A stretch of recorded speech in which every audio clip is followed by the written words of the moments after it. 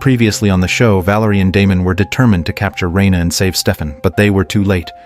Rayna had already stabbed Stefan and sent him back into the Phoenix Hellstone. During their conflict with Rayna, Nora was marked. In the end, Nora and Mary decided to die together. They cast their final spell, permanently breaking and destroying the Phoenix Stone, blowing their car to pieces in the process. After the Phoenix Stone was destroyed, the souls of all the vampires imprisoned within scattered across the earth, immediately possessing fresh corpses. Valerie and Damon fell out due to Stefan's death. She cast an invisibility spell and ditched Damon. An angry Damon returned to the airport, only to discover that Stefan's body was missing. With the Phoenix Stone shattered, Rayna was left weakened and began searching for allies, but Matt refused to work with her any longer. At this point, Valerie caught up with Rayna and effortlessly subdued her. Rayna told Valerie that all the vampire souls from the Phoenix Stone were now free and they would randomly inhabit fresh bodies. Rayna could sense what they saw and heard, which was overwhelming her with the massive influx of information, making her head feel like it would explode.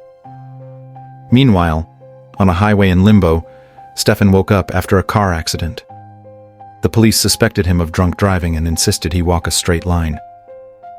Stefan, thinking he was still trapped in the Phoenix Stone's hellish loop, was confused when the police kept calling him Marty. Where did Stefan go? He could be anywhere. He could be anyone. Marty Hammond, you're under arrest. Driving under the influence. Name is Stefan. To his shock, Stefan saw in the mirror a completely unfamiliar face. He had possessed the body of a man who caused a car crash while drunk. Stefan, determined to find Damon, attacked the police and fled into the woods. Damon assumed Valerie had taken Stefan's body, but as he angrily muttered to himself, he spotted Stefan on the highway, leaving Damon overjoyed. Yet Stefan looked at him with a puzzled expression, his gaze unfamiliar. Damon assumed his brother had lost his memory.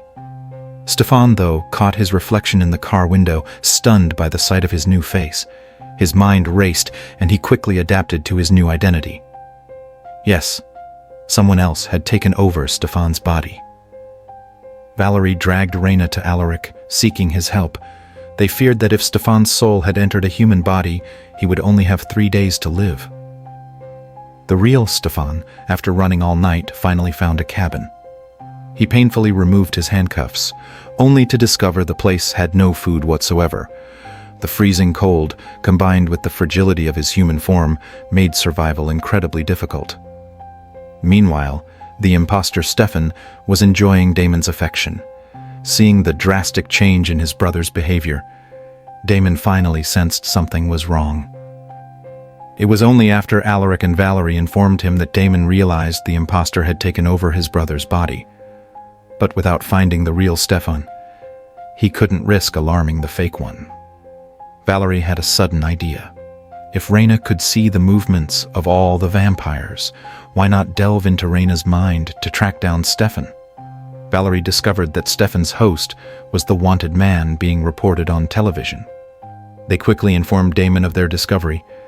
The area where Stefan was located was about to be hit by a blizzard, and they feared he wouldn't survive the night. Damon rushed off with the imposter in tow. During the journey, the imposter pretended to have recovered his memory and wanted to have a deep and emotional brotherly recognition with Damon. I love you, brother. Cut the crap, buddy. I know you're not Stefan.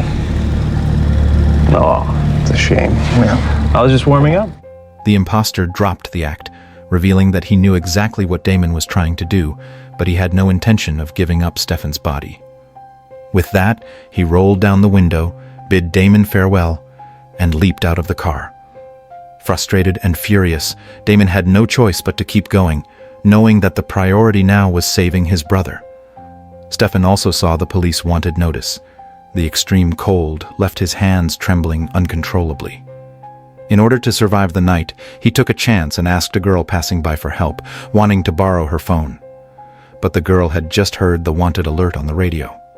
Poor Stefan couldn't even beat a weak woman.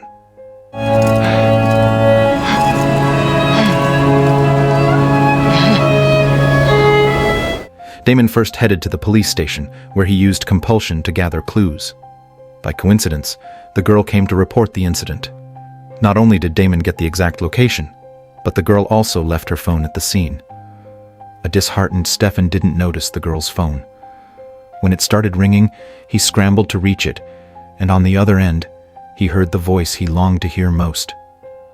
As Damon sped toward him, he encouraged Stefan to keep moving. Stefan's legs were already numb, and he staggered forward. After only walking a few dozen meters, he collapsed in the snow.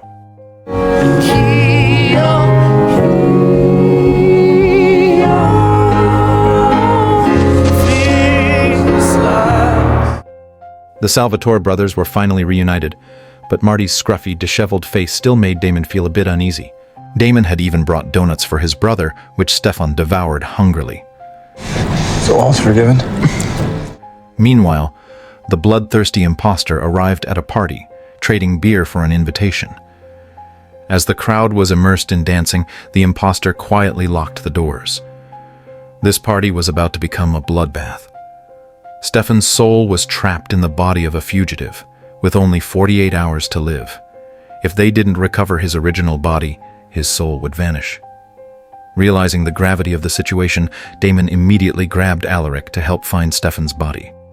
Stefan's body had been possessed by an ancient vampire who hypnotized the humans at the party and was now indulging in a bloody feast. Damon, unable to enter without an invitation, was mocked by the imposter. Frustrated, Damon returned to the car and tried to get Alaric to step in. Since becoming a father, Alaric had grown tired of the violent lifestyle, especially when facing a bloodthirsty vampire. While Damon was giving Alaric a pep talk, a girl approached them with a phone. The imposter, tired of Damon relentlessly pursuing his body, proposed a deal. If Damon killed Rayna, he would agree to return Stefan's body. The imposter had already chosen his next body, even feeding the man his blood to turn him into a vampire. It seemed like a win-win deal. All you need to do is find me a witch who can soul swap me into the body of a fellow you don't care about, and Stefan can have his body back. Consider it done. Damon immediately contacted Valerie. Valerie is very worried about Stefan's condition. Damon first revealed Stefan's location, then explained the deal with the imposter. Valerie felt overwhelmed with pressure. Performing the soul transfer spell would require at least 2 witches, and the casting could cost her her life. The witches were selected, and Damon was ready to capture the fleeing Raina, only to find that Enzo had beaten him to it. Damon quickly called Enzo, explaining that his brother's life was at stake, but Enzo claimed he was no longer involved with the Armory, and that Raina was important to him too. Enzo's tone suddenly shifted as he questioned Damon, asking why he hadn't shown any concern for Bonnie's well-being after waking up. She was supposed to be his best friend, after all. An enraged Enzo hung up the phone. It was only then that Damon learned from Alaric that during his 3-year sleep, the Armory had captured Bonnie, and it was Enzo who rescued her. Over time, Bonnie and Enzo had fallen in love. Damon realized that Enzo was standing up for Bonnie. Just then, the imposter called. Damon pleaded for more time. Disappointed, the imposter mocked Damon as a lousy brother, finally understanding Stefan's frustrations. Alaric couldn't help but chuckle. Damon's expression turned cold, and he prepared to go back and capture the imposter. Bonnie had been hiding in a mental hospital, pretending to be a patient to get close to a woman. That woman was Alex's younger sister, Virginia. After Bonnie gained Virginia's trust, she wanted to find out why Alex wanted to capture her. Virginia revealed that there was a secret room in the Armory that only a Bennett witch could open. She had been locked in the mental hospital for trying to stop her sister from opening it. When Virginia learned that Bonnie was the last remaining Bennett witch, she shattered a mirror in an attempt to kill her, but the medical staff intervened just in time. Back at the party, Damon and Alaric found that the imposter had slaughtered everyone. Alaric feared that the imposter might have overheard Damon's conversation with Valerie. Since the deal had failed, the imposter would likely try to kill Stefan. Meanwhile, the ambulance transporting Stefan was attacked, and the 2 medics were killed on the spot. Bullseye. The real Stefan, pursued by the imposter, managed to escape into a nearby house. The vampire couldn't enter the house without an invitation. Stefan couldn't help but exclaim, I guess being a human still has a few privileges. but the imposter sneered. He couldn't enter, but that didn't mean Stefan was safe.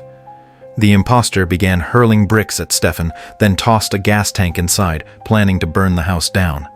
At the last moment, Damon arrived just in time to catch the fire canister. The imposter intended to kill Damon as well, but Alaric attacked the imposter from behind. On the other side, Enzo kidnapped Rayna in search of a cure for the anti-magic pills, as the key ingredient was Rayna's blood. Rayna told Enzo that her blood couldn't be reversed, so there was no cure. After learning that Bonnie has been taking the anti-magic drug, Rayna mocked. Because that would mean you just gave the girl you love a death sentence. Once Stefan's body was retrieved, Valerie immediately began casting the soul transfer spell. In Stefan's dream, he returned to his castle. Valerie had created this dreamscape, thinking it would make him more comfortable. In reality, Valerie was experiencing backlash. Performing the soul transfer spell required at least 2 witches, and she couldn't handle it alone. Damon hurried to lift Valerie up, forcing her to continue the spell. Regaining consciousness, Valerie had no choice but to continue. In the dream, Valerie imagined taking a world tour with Stefan, but Stefan refused.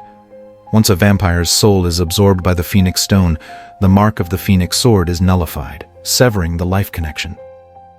This is why the imposter dared to plot Rayna's murder. Stefan no longer needed to keep running.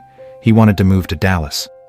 Valerie was too embarrassed to point out that he clearly wanted to be near Caroline. Valerie risked her life and finally merged Stefan's soul with his body. Now that Stefan was safe, Alaric planned to leave, but Damon begged him to stay and fight alongside him. Alaric, however, said that the 3 years Damon had been asleep were the happiest of his life. No vampires, no battles. Before leaving, Alaric kindly reminded Damon that Bonnie was hiding in a mental hospital. A psych ward in Nashville. You might have better luck winning her back. In Stefan's dream, he had made his feelings clear. Valerie knew that even though she had been with him for 3 years, he still loved Caroline. Now that Stefan's mark had vanished, Valerie decided to let go and search for a new life that was truly her own. I know you never meant to hurt me. I even know that you loved me in your own way. I could have been the love for your life too. After learning the Armory's secret, Bonnie prepared to leave the mental hospital. Enzo came to pick her up, and they shared an emotional kiss. When Bonnie tried to take the anti-magic pills again, Enzo quickly stopped her, his face full of guilt as he explained the pills' toxicity. Just then, Damon arrived uninvited, and Bonnie's expression grew complicated as she adjusted her emotions. Faced with Damon's sincere apology, Bonnie's eyes welled up with tears, and she managed a small smile. The biggest controversy of Season 7 of The Vampire Diaries was undoubtedly Bonnie and Enzo's love story. But in reality, the signs of their relationship had been there for a while. Enzo had partnered with Bonnie several times, and without realizing it, they had formed a friendship. However, due to Damon's presence, Bonnie was always more inclined toward Damon. When Damon chose to fall asleep and Bonnie's friends scattered in different directions, the only one accompanying Bonnie was Enzo. Now, with Damon back to apologize, Bonnie still refused to forgive him. Enzo hurriedly spoke up for Damon, and only then did Bonnie agree to meet with him. Damon proposed a way to save Bonnie. Rayna had 1 life left, and if she sacrificed it for Bonnie, it would be a perfect solution. They went to a secluded cabin, where Enzo had locked Rayna in the cellar. As Damon and Enzo prepared to negotiate with Rayna, Bonnie reflected on the past. After Damon had gone to sleep, the Armory came to capture Bonnie, but Enzo got to her first and hid her in this very cabin. The anti-magic pills blocked tracking spells, so to avoid being hunted, Bonnie had been taking the pills every day. Over time, their bond grew, and they eventually became a couple. After the Phoenix Stone exploded, the souls of all the vampires scattered across the world. With only 1 life left, Rayna knew she couldn't possibly track down all the vampires, so she struck a deal with Damon and Enzo. If they killed all the vampires on her list, she would give her life to Bonnie.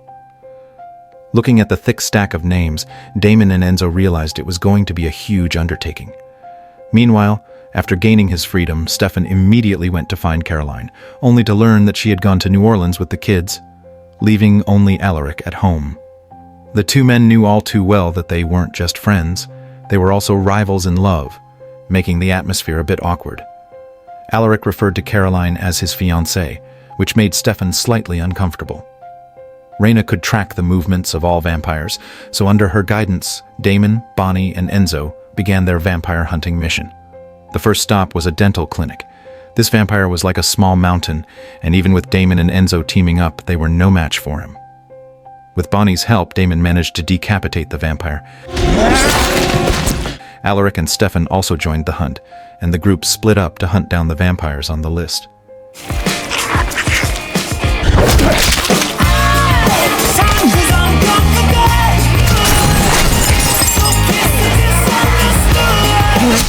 During this period, Alex approached Enzo. She already knew that Bonnie was lurking in the psychiatric hospital. Alex actually had 2 younger sisters. She had locked Virginia in the mental hospital because of what happened 4 years ago. Virginia had forced Lucy Bennett to cast a spell that sealed the Armory's secret room. Afterward, Virginia brutally murdered Lucy. Lucy was Bonnie's cousin. She had once helped Catherine retrieve the Moonstone and met Bonnie, but had disappeared after that.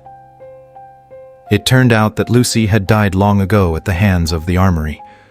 Enzo believed that Yvette must have starved to death by now. It had been 4 years, after all. However, Alex was certain that Yvette was still alive, as something in the secret room had preserved her life. She said she could hear Yvette's cries for help every day. Alex promised that if Bonnie cast the spell to open the chamber, the Armory would do everything in their power to heal her. Enzo, however, remained committed to the original plan, transferring Rayna's life to Bonnie. They continued hunting vampires only to encounter an old acquaintance, Bo, one of the heretics. After taking over a vampire's body, Bo could finally speak. Bo had once saved Carolyn and her children, and Bonnie, feeling a pang of compassion, disapproved of killing Bo. While calming Bonnie, Damon suddenly ripped out Bo's heart, catching everyone off guard. Bonnie was furious at Damon's ruthlessness, but Enzo shook his head, reminding her that this was about saving her life.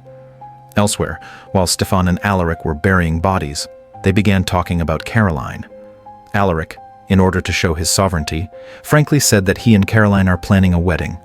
He believed that when Stefan left Caroline 3 years ago, their relationship had ended for good, and Stefan shouldn't disrupt his new life. Stefan is unwilling to accept this. He was convinced Caroline was just playing along, pointing out that Alaric and Caroline still slept in separate rooms. Alaric, hearing this, flew into a rage. But our life is not a lie. All I can do is be worthy of her, Stefan. Which is more than you've ever been. After Alaric and Stefan had a falling out, Stefan, feeling guilty, went to apologize, but found Caroline had returned. Her trip to New Orleans had been fruitless. She hadn't found Klaus, and she came back disappointed and exhausted. Stefan had so much he wanted to say to Caroline, but instead of welcoming him, the tired Caroline kissed Alaric in front of him, acting like an old married couple. Stefan's heart broke. Alaric silently closed the door. Stefan received a message from Damon. The vampires they had killed today were just an appetizer. Rayna had provided a new list of vampires, which meant that Damon and the others would have to continue hunting vampires. What Stefan didn't realize was that Damon's new list covered the entire room. Who knew how long it would take to finish? Damon and the others formed a vampire hunting squad, splitting up to track down vampires. Damon and Enzo formed one team, while Alaric and Caroline formed another. Stefan's partner is Matt. Matt had always believed that Stefan was responsible for his girlfriend's death, but Stefan refused to admit to it and wouldn't explain why. They continued to kill vampires, but despite their efforts, they couldn't hope to kill hundreds of vampires in a short amount of time. Meanwhile, Bonnie's health was deteriorating. She returned to the mental hospital to visit Virginia, where she learned about the horrors of the Armory's secret chamber. Virginia revealed that their great-grandfather had entered the chamber and emerged a monster, brutally murdering their entire family. The bodies were all hung upside down to drain their blood, as if for some kind of evil sacrifice. Virginia was convinced that Yvette, trapped in the chamber, had long been dead, and that the voice Alex was hearing was a demon from hell. Bonnie promised Virginia she would never open the gates to hell. At the same time, Alex stood outside the chamber, listening to Yvette's cries. She once again approached the unbreakable iron door, promising her little sister that she would get her out. When Bonnie returned to the cabin, she found Rayna burning the list. Every time they killed a vampire, Rayna could feel it instantly. Bonnie, curious about Rayna's willingness to give up her life, asked why she would make such a sacrifice. Rayna, saddened, explained, That's because you haven't lived 7 lifetimes beyond your own. That's what I never understood about vampires. They seek out immortality like it's some kind of gift. Eternal life isn't a blessing, it's a curse. Rayna had lived through 7 lifetimes, but had never experienced love, family, or joy. She was just a killing machine, enslaved by the spirits. During his time with Stefan, Matt reminisced about what had happened 2 years earlier. After being promoted to sheriff, he proposed to Penny. His career and love life were both thriving. But it wasn't long before Penny died in a car accident. At least, that was the official story. Matt's words implied that both he and Stefan knew the real truth behind Penny's death. Bonnie's condition continued to worsen, and knowing her time was running out, she asked Enzo to come back and be with her for her final moments. Holding back his anger, Enzo begged Bonnie not to give up hope. After ending the call, Enzo roared in frustration, unleashing his fury and helplessness. Damon also urged Enzo to go back and be with Bonnie, assuring him that he would handle the vampire hunting himself. Enzo's mission was to make sure Bonnie didn't give up. Damon then contacted Alex, pointing out that with the Armory's resources, they could easily wipe out 100 vampires in a day. Damon wanted to strike a deal with Alex. I'm listening. You finish off that list, and I'll deliver you Bonnie Bennett. Stefan, on the other hand, was confused. He had already left Mystic Falls, so why did Matt suspect him in Penny's death? Matt revealed that on the night Penny died, he had found dashcam footage showing Stefan compelling him. Stefan was left with no choice but to confess. He had returned to Mystic Falls that day because it was the anniversary of Caroline's mother's death. He had come to pay his respects to Sheriff Forbes and also hoped to see Caroline. But after waiting all day without any sign of Caroline, Penny found him while on patrol. Without warning, she fired at him. Before Stefan could finish his story, a vampire suddenly rushed out and attacked Matt. Matt was nearly decapitated by a chainsaw, but in the nick of time, Stefan stepped in and sawed through the vampire's head. Meanwhile, Alaric and Caroline arrived at a tattoo parlor to hunt down a vampire couple. The ruthless woman left her boyfriend behind. Though the woman escaped Alaric and Caroline's pursuit, she couldn't evade the cavalry's ambush. The Armory had finally joined the hunt, and their efficiency in killing vampires far outpaced Damon and the others. Sensing this, Rayna became incredibly exhilarated, and she quickened her pace in burning through the list of names. Enzo and Bonnie watched in bewilderment. So, would Damon hand Bonnie over to Alex? Could they save Bonnie? And was Penny really killed by Stefan? Stay tuned for even more exciting developments next time.